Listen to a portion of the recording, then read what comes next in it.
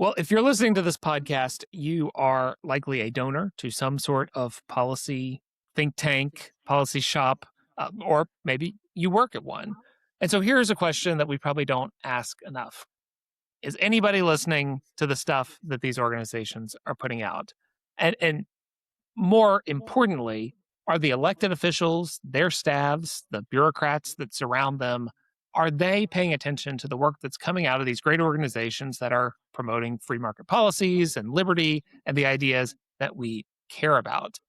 That is what I want to explore today. And to do that, I am going to bring in my friend Scott Centorino to do it. Scott was special assistant to the president for domestic policy for the first year of this Trump term, where he helped craft and coordinate legislation and executive orders on a whole range of issues, and surely things that you probably saw in the news. He was behind the scenes getting some of those things done. And before that, though, he was working in the liberty movement. He had stints at Do No Harm, at Health Reformers Academy, and a long stint at Foundation for Government Accountability.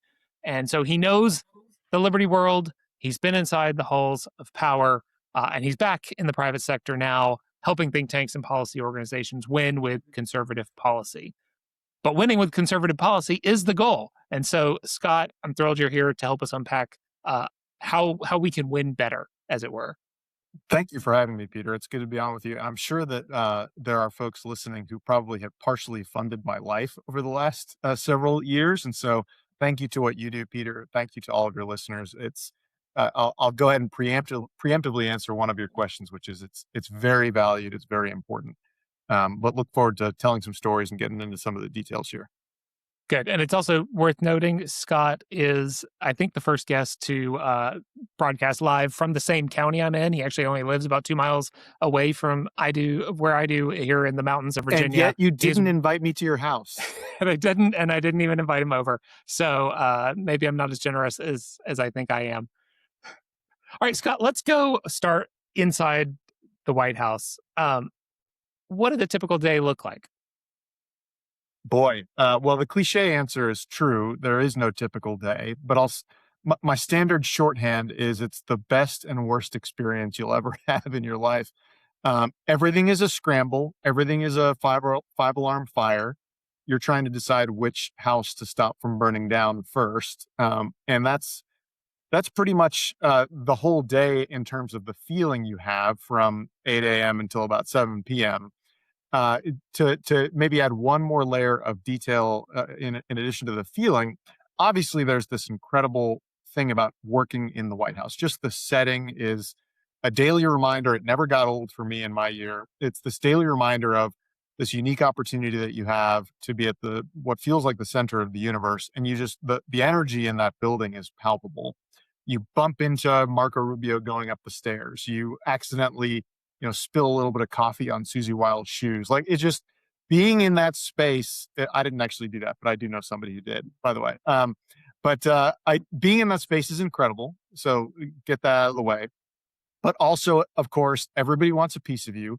There's never enough time to do everything you want. It is a mad dash to get through your tasks. And in my role, which was a policy role, it was certainly substantive. There's certainly other roles in other offices that are more about events and coordination and logistics. And those are super stressful too in their own way. Pretty much my worst nightmare. Hell for me would be event planning in the White House because the stakes are so high and I'm not good at event planning. But for my role, it was developing and coordinating the implementation of the president's policy agenda. So where he had a clear idea of what he wanted to do on any given issue, it was my job to make sure that whatever authorities existed to make that happen, we were using, that the agencies understood their task and to keep them accountable on behalf of the president. And where the president didn't have a totally clear idea of what he wanted to do on a given topic, my job was to develop options and brief, Stephen Miller and Susie Wiles and ultimately the president on what those options were and maybe give a recommendation. And then whatever the decision was, execute. And we called ourselves the Office of Promises Kept, because some of those promises were developed in the campaign. Some of them were developed after taking office, but we viewed our role very simply as give the president the best options he can have and let him make a decision and then execute. So a normal day was doing all the things that go into that, plus a million other things, taking meetings, trying to talk with people on the Hill about bill, language, making sure that the people in the White House counsel's office or Office of Public Liaison were all on the same page about what needed to happen next week over such and such event. It's nonstop, and it's actually very difficult to summarize quickly, but hopefully I've given some clarity. I think bottom line, you can just say it's really busy, It's and really there's always busy. something It's going on. really busy. As it's a function of how wildly bloated our federal government has gotten that so much flows up through DC in the first place, and then within DC to the president, that it is literally unmanageable in any logical way. And so you have to pick and choose which things you want to prioritize. And that's true always, but I can't imagine that when the federal government was much more in keeping with the founder's vision, that you had the same challenges in the executive branch.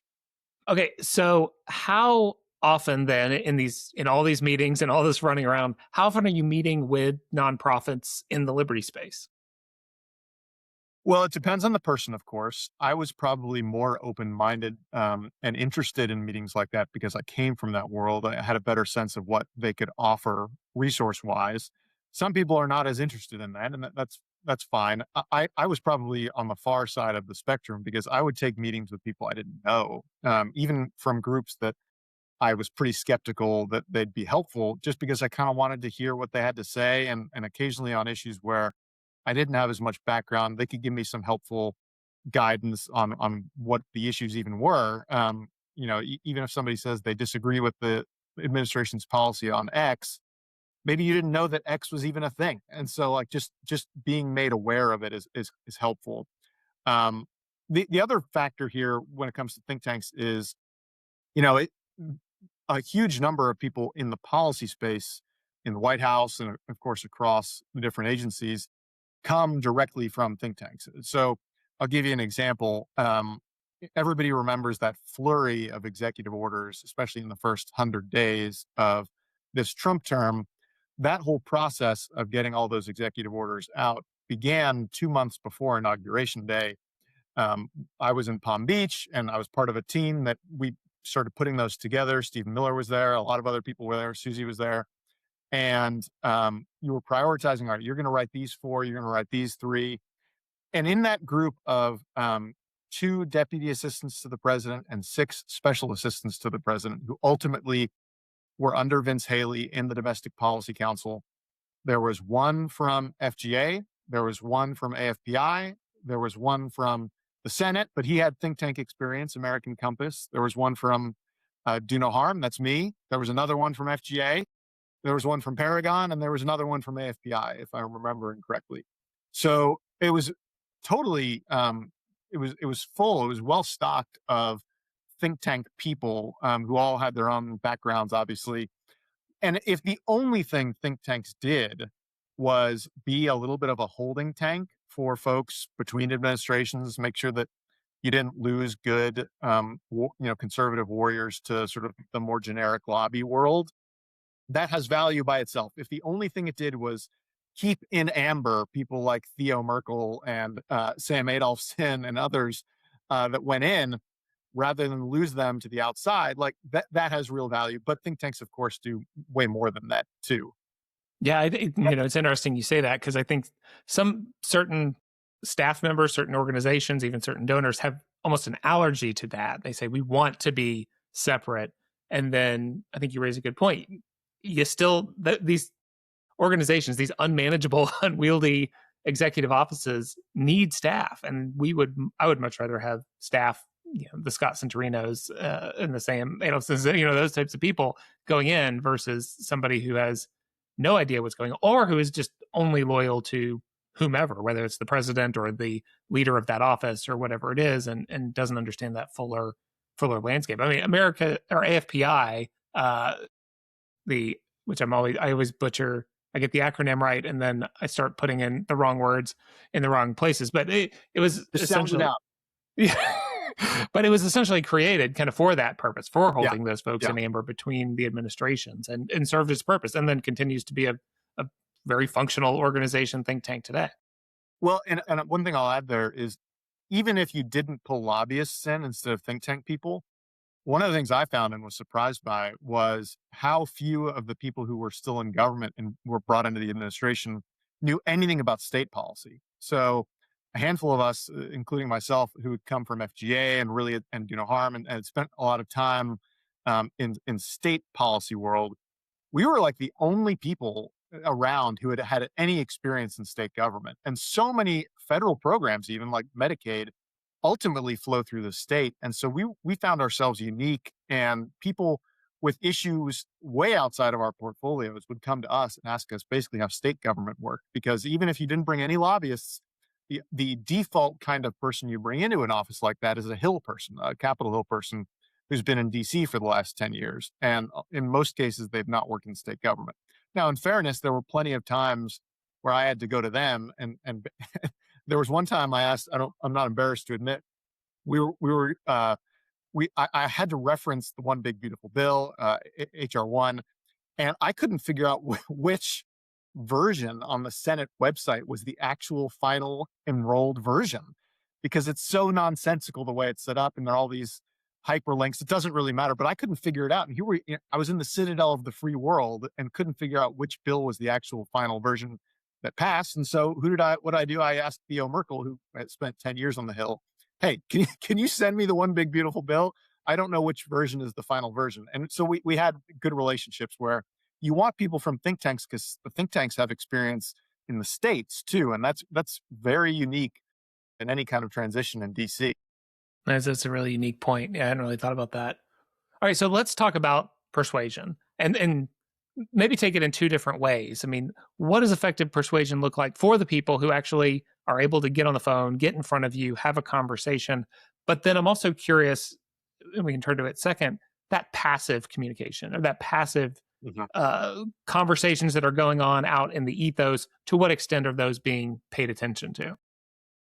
Yeah, I guess the number one thing, and this was a little bit of a surprise to me, was how little persuasion is actually required. I'm not poo-pooing persuasion. It's very important.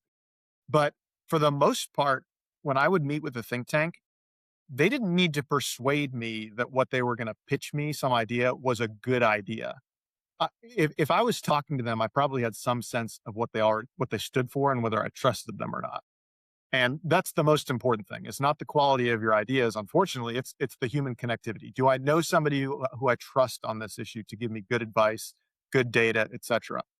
And so within 2 minutes of someone showing up, I either liked the idea or didn't, mostly based on the person who was giving it to me and the trust. Because you don't have enough time to do all of the deep dive on every single issue. You have to rely on good, smart people, including think tank people from the outside who you trust, to give you the ideas. And so in most meetings where there was an idea that was pitched to me that I liked, that part, the persuasion, was done in the first 2 minutes. It became very quickly, all right, what do I do about this?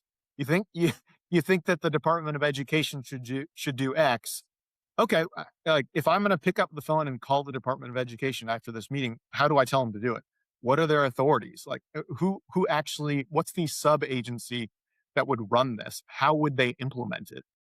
It gets into the realities of governing very quickly, and that's probably where you see the biggest differentiation between effective think tanks and think tanks that are less effective. Is a lot of think tanks have great ideas, smart people, but they don't think through the follow-on. They're not ready for a yes, I guess, is the simplest way of putting it.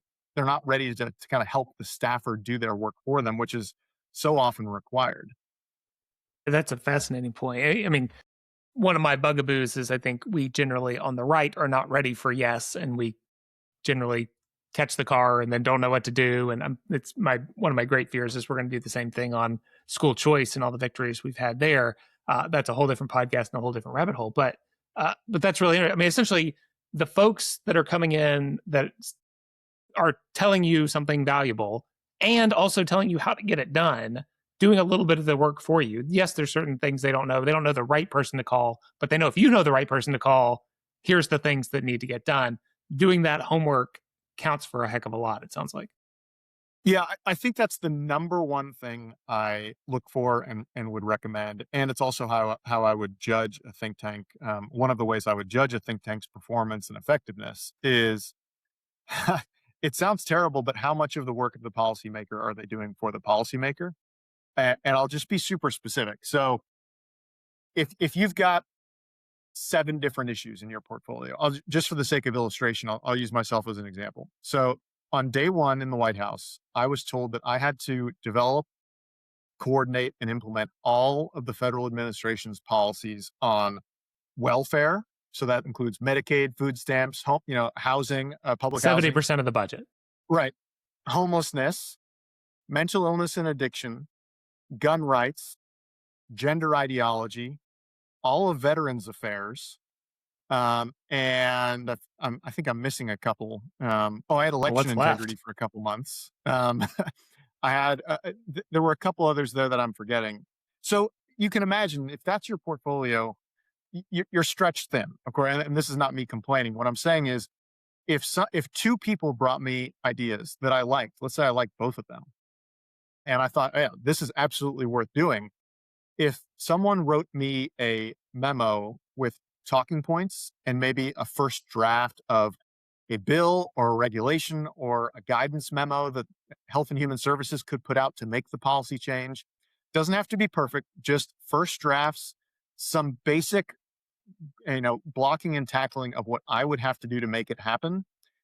If I have to choose how I'm going to spend my afternoon, I'm probably going to go with the option that where some of the work's already done. And that's just a function, again, of how big our government is and how bloated the responsibilities are.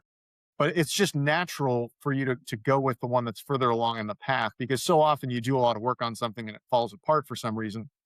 Why would you invest so much in something if you're not sure that it's going to happen? If something's farther along in the process, then yeah, you're gonna jump for that. And so think tanks that are really effective, in my experience, are ready to do some of the work for the policymaker. And they're not just going around asking for things, they're legitimately going around offering help. And pretty much every think tank has learned the lesson that they need to say that.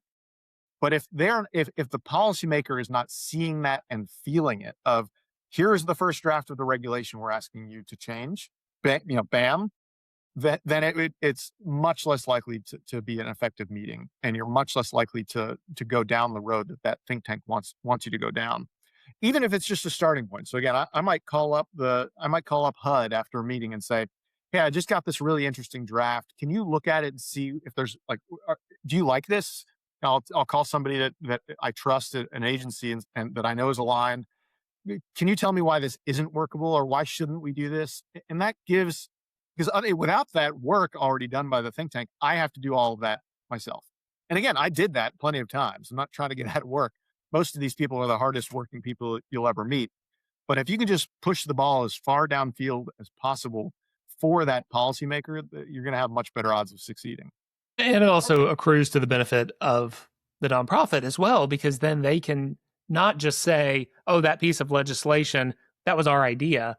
I mean, ideas have 1,000 fathers. If you can say, and actually 2/3 of the text is this version that I gave to them when I sat down with Scott in a meeting 6 months ago, right? And that Exactly. is a much clearer win. Success, the progenitor of success can be more easily Yes. identified.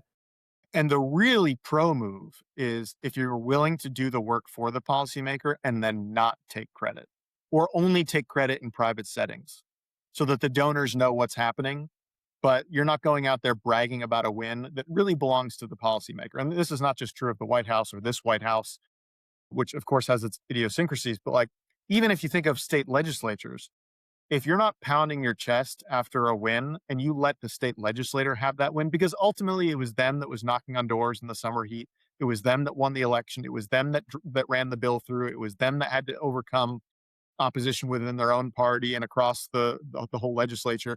They really got the win ultimately.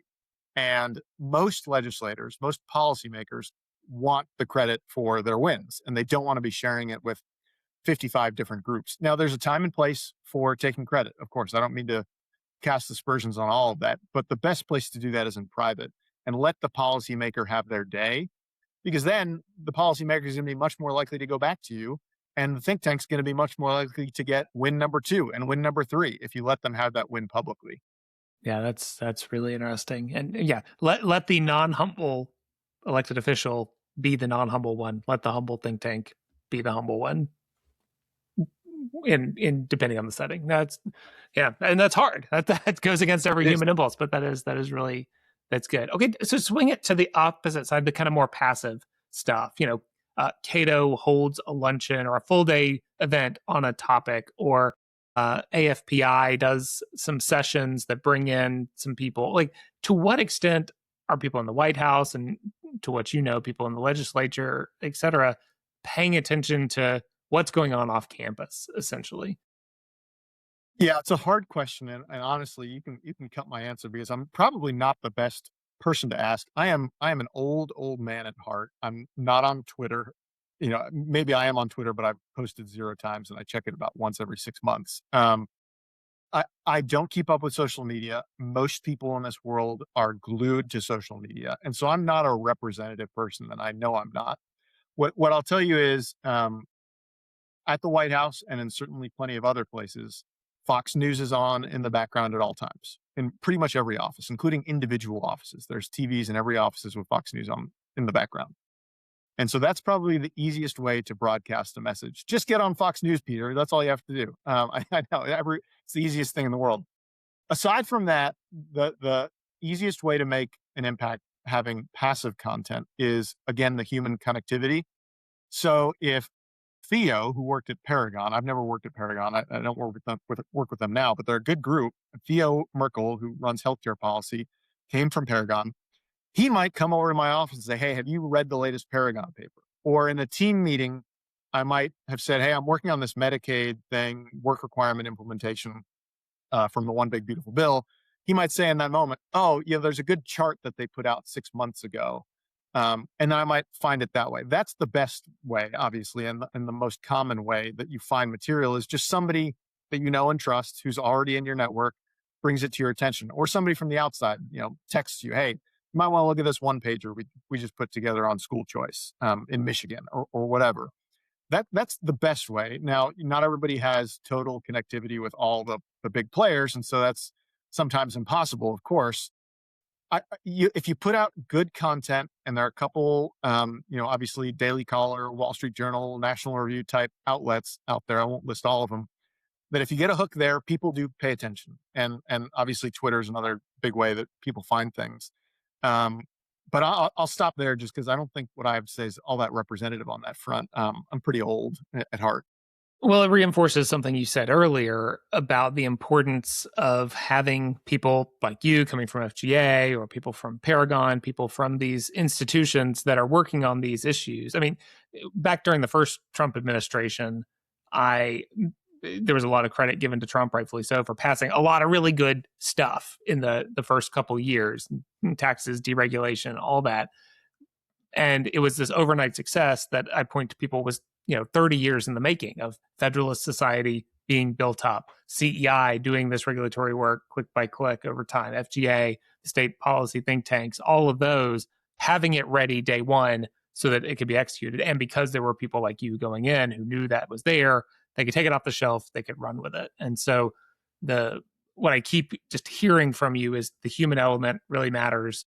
Being prepared for the moment when it comes really matters. And then not sitting by, from this last answer, you can't just assume that because you're saying it over here, it's getting heard over here. You got to be in the fight. You got to be direct. That's right. And yeah, I may have been misleading. I was speaking about all the different ways you can get the attention of people. 99% of the time, people inside are not going to see it. If you're putting out an op-ed or publishing a paper or tweeting about something, even if it's exactly what the person wants to see on that day, unless it is put in front of their eyeballs exactly when they need it, odds are they're not going to see it. And that's why the human connectivity is so important, because there's so much content. I can't emphasize enough how much is thrown at you every day. I've gotten in the habit of explaining it this way. For a typical White House staffer, I assume this is true of all of them, not just the policy people. and this is also true, by the way, of political appointees at the very top echelons of the agencies as well. Imagine that you had to brief an ER doctor, an emergency room doctor, having the worst day of her career, a bunch of kids with gunshot wounds in the emergency room that day. She's, bouncing around from room to room trying to save lives. The person before you who just spoke to the doctor said, if you don't solve this Rubik's Cube in the next 10 minutes in your left hand, your house will burn down or something. And then your job is to go in and brief that emergency room doctor while she's working on why school choice is good. Something like that. She's interested. She really wants to know. But that's the challenge here. And that's the attention span by the nature of the jobs that these folks have. And so you're not going to get that much passive connection. You got to put things in front of them, and it's got to be related to something that's urgent. They're putting out fires. You either have to make your thing a fire, or you have to make your thing something that is helpful to a fire that's currently burning. Yeah. Well, so much of the activity, and I guess this isn't a knock, there are other people to influence other than people in the White House, other than the legislative staffs. You need people, the county commissioner in the district in Iowa that also is good friends with the congressman may see your piece and it may trickle up. Like, we need these ideas bouncing around in the ecosystem, but we shouldn't expect that just because it's an op-ed, even in the Washington Post, even in Politico, that it's going to get seen by the people we want it to be seen by. And building up a library of content and collateral, even if it's not immediately noticed, can be helpful, because at some point, if you're pointing out a problem that's not quite on the front burner, at some point it will be. And you're going to want to have that material ready when that happens, and actually have the data to back up your position. So it's not a waste of time. Yeah. Yeah. No, that's really interesting. What are questions that donors should be asking their groups? I mean, based on the things you've seen. So towards the idea of being more effective. Yeah, I suppose one thing would be, if you've got a group proposing a solution to something, I would want to know, all right, how does the entity that you're asking to do this, whether it's the federal government, the executive branch, Congress, state government, whatever, how do they actually accomplish it? That's obviously the second question I mentioned that any policymaker would probably ask once they like the idea in the first place. And if they're not ready to give you a good answer on that question to you, they're probably not ready to answer it of a policymaker either. I would also ask, and this is a basic one, but if a group is taking credit for a win, number one, and we've talked about this a little bit, but ask them, hey, just out of curiosity, can you tell me why you're taking credit for this win? Why not let the policymaker have this win and just tell me about it directly? Or ask them how they calculate wins. I've been part of organizations that are very thoughtful. When they say they are taking credit for 8 wins in a state in 1 year, they've got a whole process about how they count a win, and they have half wins, and they'll look at something that was good that they agreed with that, a lot of other groups might count as a win, but they're not going to count it because they really didn't do that much on that issue with the sponsor of the bill. And they're very thoughtful about counting wins. And I've seen other groups that just take credit for things that they never were part of. And so I'd ask a group, how do you actually count wins? Do you have a process for that? If they don't, that's a red flag. I'd also ask, especially at the state level, if a group, especially a group that's headquartered in DC, if a group that is headquartered in DC is taking credit for a win in Atlanta or Little Rock or Boise, ask them, did you ever go to Atlanta or Little Rock or Boise? Did you testify in the hearing? Did you actually meet with the sponsor? Because a lot of groups take credit for things, again, particularly at the states, where they never showed up. And something good happened, and maybe one group was actually helpful, but 6 groups take credit for it. Like you said, there are many fathers of victory, and defeat is an orphan, but ask those basic questions. And the other way to judge it, I'd say, is ask policymakers. I would think most of the listeners here who are donors, who fund liberty-oriented think tanks, are also donors in the more political, direct world. Ask your policymakers, hey, what groups have you found helpful? What groups have actually shown up for you? What groups have actually taken some slings and arrows on your behalf and given you concrete help, rather than just saying, hey, this would be great if you could do this? What groups have made offers rather than just asks? That's the best way to judge these groups, in my opinion. Now, I suppose the asterisk on that is there are some groups that don't really aim to be all that action oriented, that aim to be more academic in nature. And that's not the right metric for those. But a lot of the groups we're talking about here are groups that aspire to be pretty helpful in an active sense to policymakers. So I'm sure this is pretty obvious to most of your listeners, but ask policymakers, hey, which groups are actually showing up for you when you need help and have solutions that you're looking for? This is a real practical question for the groups out there who might be listening or people who are on boards. You were there for a year. I know in talking to you, it probably feels like you were there for an entire administration because it's not easy work, as we've already covered in your very vivid ER analogy. That if that's what every day is like, that's rough. So I understand why you were only there for a year, but we want the Scott Centorinos there. We want good people there. When somebody like you leaves, that I, as a policy guy, have built up a relationship with, then what do I do? Are you trying to hand off some of those, or if it hasn't been a year, I worked with you on something in July, and then the next year something else comes up, but you're gone. How do I even try to re-inculcate myself into those conversations? It's a great question. And by the way, a great SAT word, reinculcate. So well done. 500 points for Gryffindor. So nobody's ever asked me that question, and it's a good question. There's obviously a lot of turnover in these jobs because despite how cool they often are, they're also often miserable jobs. And so people move on. And I was surprised how many people were in my boat where we didn't cover this in the bio. There really was no reason to, but I left my wife and kid here at home, hours and hours away from DC, and so there were a bunch of people in the White House that were doing that. That would fly home every weekend across the country, I and met one who was that's going back and forth to Miami. I mean, it is really yes, a yep, true civil service. yep. There were people all over the place. There was a guy who was commuting back to his family in Alabama. There was one going to Houston, one going to Maine, all over the place every weekend. Brutal, literally financially unsustainable, by the way, but that's a different matter. And so that's an issue in its own right. But you have people that, including me, that take the jobs with the intent of them being short-term missions. Say, I'm going to do this, I'm going to accomplish as much as I can, and then I'm going to go home. And that can be frustrating. I've certainly been on the other side of the table too, where you put all this investment into an individual, a person, to build a relationship, to be helpful, and then the person bugs out and you start over. That's really frustrating.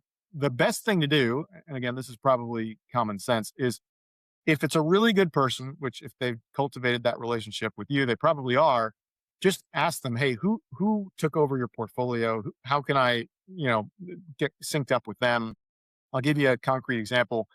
When I left, because I'm just so great, Peter, my portfolio was divided among multiple people. The federal government just burned down the day I left the White House. No, in all seriousness, it needed to be divided up after I left. I had sort of a unique combination of experiences that made it make sense for the welfare person to also have gender ideology, to also have law and order. Oh, that was the other issue. I had all of law and order in my portfolio. Forgot about that And one. there's That so was a many big one. seasons of that. I don't know Yes. how you Yeah. kept up with that. Yeah. Brutal. So many seasons. Yeah. But great theme song. More of just a pulse. Bum bum. When I left, it wouldn't make sense to give that portfolio to one person. It's a little bit of you split up portfolios depending on who you have and all that. So I would have said to somebody who I was working with on a law and order issue, you should talk to this person. Somebody I was working with on a gender issue, you need to talk to this person. Often it's not clear who's going to take over a portfolio when the first person leaves. And so ask for an introduction to the person who's above that person. Hey, can you make sure I'm connected with your boss so that I know who to go to in the coming weeks? And in some cases, they may be hesitant to do that because that person's even busier than the person below. But you never know. You can't get it if you don't ask for it. So yeah, I think that's really frustrating work to kind of find that human touch, but it's absolutely necessary and worthwhile. So you're back on the other side now, out of the White House. You look much more rested, and you're back Despite home. not All that's good. shaving, Yeah, which despite the not people shaving. listening can't see, but yeah. But so now that you're on the other side, you're as we talked about at the top, you're working with think tanks again. You're working with policy more in a consultancy aspect, so touching a lot of different issues, not dissimilar to what you were doing. So how are you talking to them differently now than back when, in the before days, before you were in the White House? What are some of the key, I know we've touched on some of these already, so it's kind of starting to bring it all together. What are you consulting them to do differently to really have the impact and grow their influence in a smart way? Yeah, the experience really underlined a few things that I kind of knew in the abstract, but have really taken to heart now. Number one, and we've hit on this a little bit, but the how is so much more important than the what ultimately. Because if you've got 99% of the time, if you've got a really good substantive meeting with a policymaker, it's because they already know and trust you and are going to buy what you're selling in terms of the idea. And I'm describing think tanks here, not trade groups or whatever. But um, and if that's true, then better be ready to help walk with them on implementation and do some of the work with them.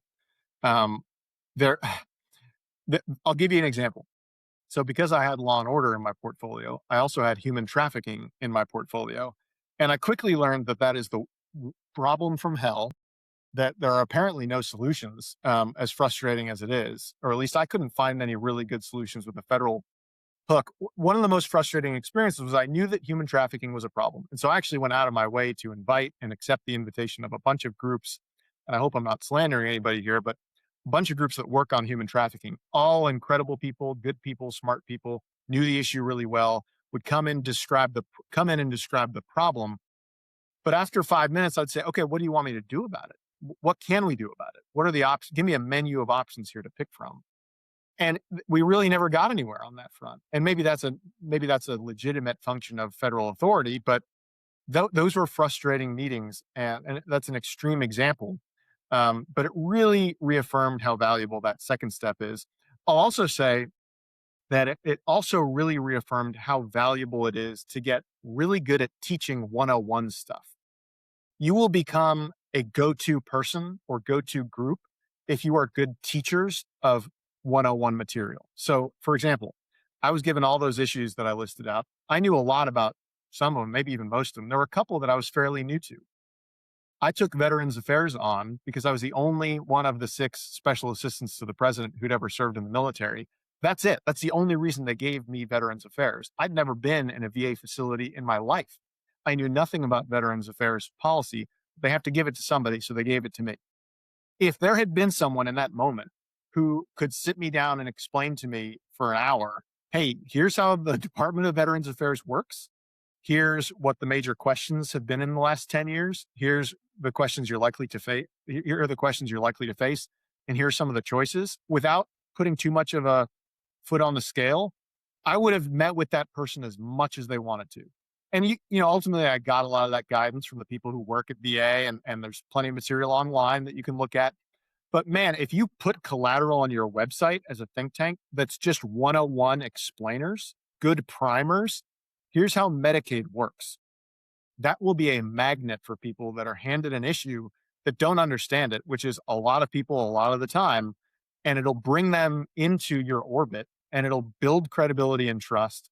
And then you're more likely to actually look at the solutions that they're pitching. And maybe they're not interested in those, but man, it gets eyeballs on your material, because you'd be surprised how high up people go in terms of authority, without really understanding the issues as well as the think tanks do.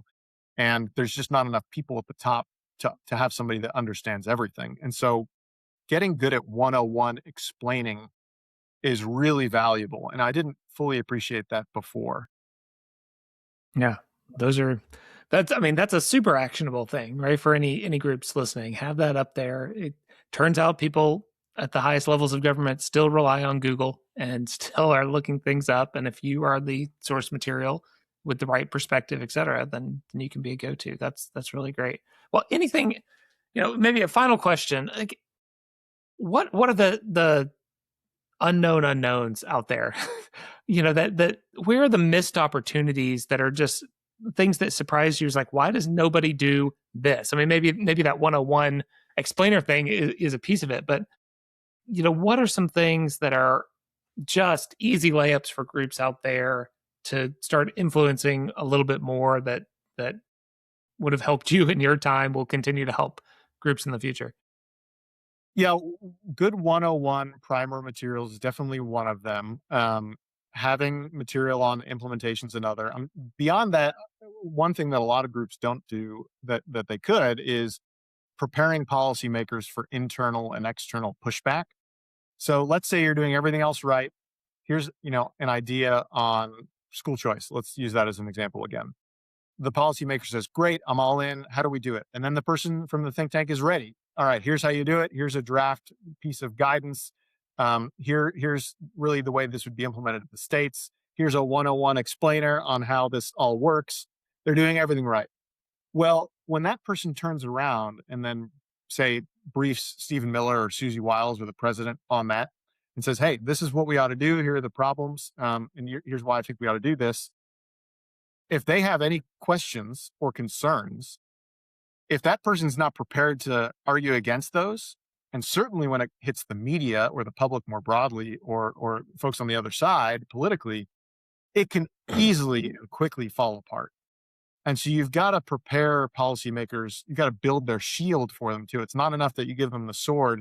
You got to let them know, hey, here are the common questions you'll get about this, or here's the pushback you're going to get from the other side or internally. Actually, I'll stick with school choice. If you don't tell a conservative lawmaker, hey, you're probably going to hear from conservatives from rural areas that are worried about how school choice impacts sports programs in their local schools. And, they only have one school in their county anyway. Why would school choice help them? If you're not telling the policymaker that they're going to hear that from other conservatives in rural areas, you're doing them an injustice, first of all, because they're going to then trust you less because you didn't tell them they were going to hear that. Also, the odds of you succeeding with that policymaker just took a plunge because they're likely to crumble if they're not ready for that pushback. Oh, wait a minute, maybe this wasn't as good of an idea as I thought it was. There are other conservatives who are against this. Maybe I didn't think through this. And again, I've got a stack of other problems on my desk. The minute I get to push back on one of them, maybe I just switch gears and go to one of those other ones. And so if it's not a perfect game on any one issue, it can fall apart very quickly because you just go to another issue. And so you've got to make it feel like a glide path to them as much as possible. And if there's going to be pushback, which on just about every issue, there's going to be pushback, you just got to make them feel ready for it. Here's what you're going to hear. Here are the responses that you can give. Here's the data to back up the position. And that would help a lot. A lot of groups do not do that. You kind of have to do that yourself and learn the hard way. That's a great point. You got to be steel man and straw man your own arguments. Know the terrible arguments against it, but also the ones that hold water. And frankly, that's a place where donors can come in too, in meeting with these people and understanding hearing policy ideas from think tanks. Is they can help push back on that too. We can have a role in that. Absolutely. I'll give you just two more off the top of my head. One is just speed and urgency. Most think tanks, most of the time do not move at the same pace for good reason, by the way. Everybody would fall off of a cliff at some point. But they do not move at the same speed and urgency as most policymakers in most cases. If you've got a direct ask from a policymaker, you've got to move quickly because odds are that person's got a deadline that you may not know about. And it's probably today or tomorrow. I mean, there are so many things in the White House in particular, but this is true elsewhere, that come together at the last minute. And maybe you were just asked to brief the chief of staff tomorrow at noon. If I reach out to a think tank at 3:00 in the afternoon to help me get prepared for a briefing the next day, maybe I don't tell them exactly when that briefing is going to be for whatever reason. But like I'm looking for help immediately. And of course, think tanks don't work for policymakers directly. You're not under some kind of legal obligation to be incredibly responsive. But if you want to be impactful, if you've got a direct ask from a policymaker, you've got to know that odds are this is of real urgent importance. That doesn't mean you have to do everything. Like if you're writing a 10-page foundational paper on some topic, you can take your time on that. If nobody's asking for it, you don't have to do that today. But if you've got somebody asking for follow-up data, if you just had a meeting with them and they say, "Hey, can you give me more information on this?" You should treat that like a hot potato on your lap. Oh, if I don't respond to this today or tomorrow, it could fall off and never be noticed again. Everything from the policymaker, you've got to treat with real urgency, and that'll help you be more effective, certainly. And The other thing I would just say at the state level in particular, less true of the federal government, is just show up. What's the old Woody Allen line of 80% of life is showing up? If you arrive in Lansing, Michigan in late January when there's 2 feet of snow on the ground and you are willing to have a meeting with a sponsor and you're willing to do the work and give them a piece of paper that they need and you're willing to show up and testify and support them in that moment, that is worth 95 meetings in DC. DC is very good at having meetings and nodding and smiling, and nothing ever gets done. Of course, everybody knows this. Real things happen in the states all the time, and it doesn't take much help to help state policymakers. And they will remember for years, I promise. They will remember for years that on January 26th, you showed up at their hearing in Lansing, Michigan, and you got there and you were supportive and you helped them. It's much more valuable that time. And so showing up is another big one. That's all great advice, all really good. I think there's a lot that obviously the groups can take away from everything you've shared. A lot donors can take away in terms of how they're working with the groups that they give to, and cutting through the noise of who's really effective, because it's hard to parse out. There's a lot of moving pieces. There's a lot going on behind the scenes. And if the groups can really be thoughtful on how to work with you and not view you elected officials as the enemy, but as partners in getting some of this stuff done, we can hopefully advance a lot more good policy. Scott Centorino, thank you so much for joining us. This was terrific. Thank you, Peter.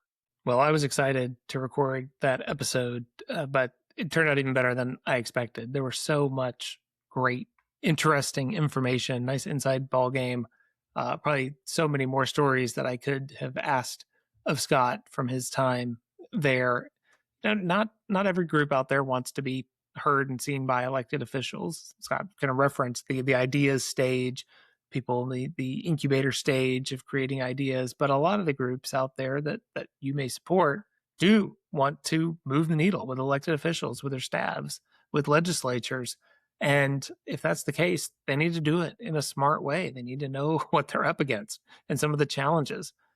Policy groups can make the job of the staffers and the politicians so much easier by doing their homework, having plans ready to go, knowing the arguments on both sides, the good arguments and the miserable arguments, and then being ready to move quickly. And as Scott said, don't forget to be humble. There is still a role for promoting our work. Just be careful about it. And of course, some of it is just raw luck. But the groups that are out there trying to make their own luck are going to get farther, because when opportunity comes, you want to be prepared. Well, I want all the groups that are out there that Donor Trust supports to be successful, to change things for the better. And you, I imagine, want the same thing. You wouldn't be listening otherwise. And so encourage the groups that you give to, groups you may be on the board of, take a listen to this episode.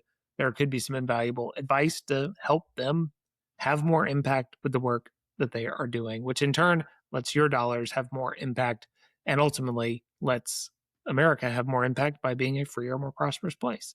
So that's a virtuous cycle I think we can all get behind. Well, I very much appreciate you listening and tuning in. If you are already working with Donors Trust, thank you. And if you're not, then think how we can be an invaluable piece of your charitable giving. We are, with our donor advised funds, with our philanthropic advising, with our legacy protection, we are here to serve donors who care about limited government, personal responsibility, free enterprise. If that is you, we would love to work with you. Well, until the next time, thank you for being a giver. We'll talk more soon.